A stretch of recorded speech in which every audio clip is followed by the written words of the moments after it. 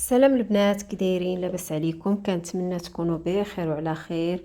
اليوم ان شاء الله غادي نحضروا لي شوسون بواحد الطريقه اللي زوينه بلا عجين مورق، يعني وما كنخمروهم ما حتى حاجه. كيف ما شفتوا معايا عندي 500 غرام ديال الدقيق عبروا 5 الكيسان، يعني الكاس اللي عبرت به انا هو اللي وريت لكم. عندي واحد 2 قطع ديال الجبن المثلث، شويه ديال الابزار غير باش نكهو داك العجين، شويه ديال الفلفل الاحمر وشويه ديال الملحه ومعلقه صغيره ديال السكر سنيده، وعندي واحد 4 غرام ديال الخميره كيميائيه، واحد 2 معالق ديال زيت الزيتون، ومعلقه صغيره ديال المطارد الا كان عندكم مطارد، ما كانش بلا ما ديروه صافي. وعندي واحد الكاس ديال الزبده اللي ما عامرش، كاس لاروب ديال الزبده اللي ذوبتها صافي. غنخلط هاد المكونات كاملين كيف ما كتشوفوا معايا، غنخلطهم غير بالاصابع ديالي، يعني نرملهم، ما كنعجنو ما كندلكو ما والو، نحاول غير بالاطراف ديال الاصابع كنرمل هاد العجين، كنحاول ندخل فيه ديك الزبده، يعني كنبسبسو كيف ما كتشوفوا معايا. من بعد ما دخل ديك الزبده كامله، عندي واحد الكاس ديال الحليب، يعني نفس الكاس اللي ذوبت فيه عبرت به الزبده، عندي كاس ديال الحليب اللي دافي، عفوا بارد، ما كندفيوه ما حتى حاجه، لان اصلا العجين عندنا غادي يكون بارد. من بعد غندخلوه للثلاجه. وواحد المعلقه ديال الخل اللي ضروري كتهشش لينا العجين صافي. كنضيف داك الحليب شويه بشويه، حاولوا ما نضيفوش دفعه واحده.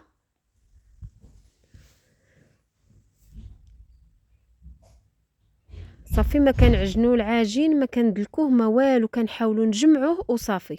كيف ما كتشوفوا في الفيديو، يعني راه موضح لكم الطريقه، ما كنعجن ما كندلك ما والو صافي. غير كيتجمع ليا العجين بهذا الشكل هذا صافي، كنحبس الحليب. شاط عندي يعني احتاجيت نيت كاس لاروب ديال الحليب اللي احتاجيت، اللي دخلت في هاد الدقيق اللي عندي صافي. غادي نجمعو في واحد البلاستيك وغندخلو للثلاجه حتى نوجد علين ما نوجد الحشوه غنحتاج فيها كيف ما كتشوفوا، يعني حتى هي حشوه اللي سهله. عندي واحد 2 بصلات اللي مشلضين، زدت عليهم شويه ديال زيت الزيتون صافي على عافيه متوسطه. غادي نخلي ديك البصله حتى كتشحر كيف ما شفتوا معايا وطاحت ديك البصيله.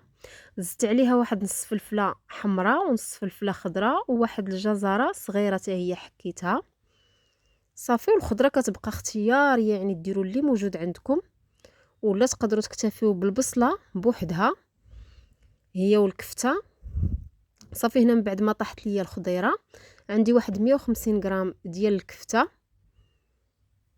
كيف ما يمكن لكم تعوضوا الكفته بصدر الدجاج او لا ديروا الطون، يعني اللي موجود صافي. غنحاول نحل ديك الكفته كامله.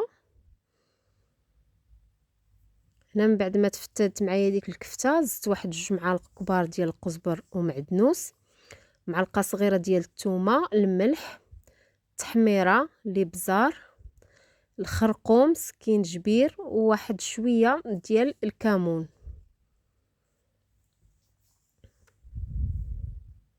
صافي. كنخلط كل شيء مزيان. الحشوه صبحات موجوده عندي، غادي نضيف ليها واحد 3 القطع ديال الجبن باش يعلكونا ديك الحشوه. يعني كنت طفيت العافيه عاد زدت الجبن. هنا من بعد ما برد عندي بردات الحشوه، غادي نزيد شويه ديال الجبن الموتزاريلا. تقدروا ما تزيدوش، لان زدنا دوك 3 القطع ديال الجبن، يعني راهم كافيين في التعليكه، راه معلكين لينا الحشوه صافي. العجين بعد ما نجبدوه من الثلاجه كيف ما كتشوفوا غنقسمها على 2، وغادي نطلقها بين 2 بلاستيكات باش نتفاداو، يعني نديرو بلاستيكات ولا الورق ديال الزبده، ولا باش يعني كنتفاداو اننا نبقاو نقلبو هكا، كنطلقوها براحتنا. العجين يعني ما تخافوا منه ما والو، تشوفوه هكا كيتفتت ولا راه يعني غير كتبداو تطلقوا كيبدا يتجمع.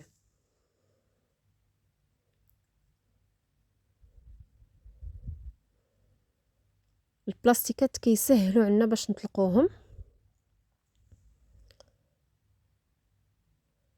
صافي هنا من بعد ما طلقتها كيف ما كتشوفوا معايا غنجيبوا اي قطعه نقطعوا بها تكون دائريه. انا غندير هذه ديال باش كنديروا الحرشه.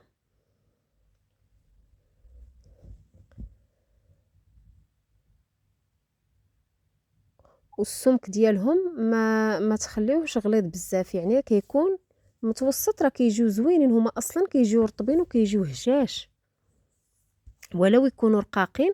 صافي داك البقايا ديال العجين كيف ما كتشوفوا ما كنعجنوهم ما والو، كنشدو وكنديروا قطعه فوق قطعه وكنغطيوهم بالبلاستيكه حتى كنكملوا كلشي وكنعاودوا نطلقوهم. هنا كيف ما كتشوفوا معايا من بعد ما طلقت الخبزات بجوج اللي عندي،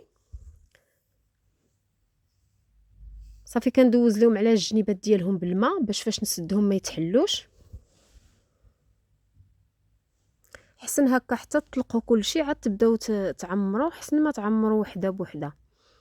هكا كتجي الطريقه يعني سهله وعمليه وما كتاخذش بزاف ديال الوقت. صافي كنوضعوا واحد المعلقه من الحشوه، اصلا ما تكثروش الحشوه بزاف، يعني لو شوسون ما كيبغيوش ما تيكونوش عامرين بزاف باش كيجيو زويونين. صافي وكنتني كنسد، كنحاول نضغط بالاصابع ديالي.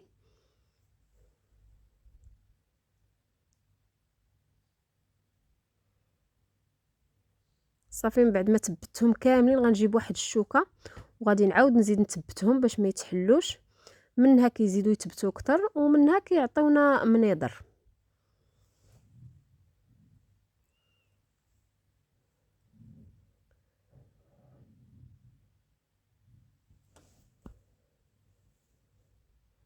صافي يعني الطريقه راه واضحه في الفيديو. كنثبتهم وكنستفهم في اللاطه. هنا من بعد ما استفتهم في اللاطه كيف ما كتشوفوا معايا، يعني راه الفران دابا راه كيسخن. خديت واحد صفر ديال البيضه وزدت عليه شويه ديال الحليب، غادي ندهن لهم الوجه ديالهم كامل. وكيف ما قلت الفران راه كيسخن، غادي ندخلهم على فران انا غنطيبهم على 200 درجه. بالنسبه للفران ديال الغاز يعني كنقصوا عليهم حتى كيتحمروا من التحت، يذهب اللون ديالهم من التحت، عاد كنشعلوا عليهم من الفوق يتحمروا. صافي كنخرجوهم. صافي التزيين كيبقى اختياري. رشيت ليهم انا شويه ديال الزنجلان وحدين اخرين درت ليهم شويه ديال حبوب الشيا. صافي وغندخلهم للفران. وكيف ما كتشوفوا معايا هذا هو الشكل النهائي ديالهم. كيجيو رائعين، كيجيو زوينين، يعني ماشي بحال لي شوسون اللي موالفين كنشوفوا كيكونوا خامرين. هادو ما خامرين ما حتى حاجه.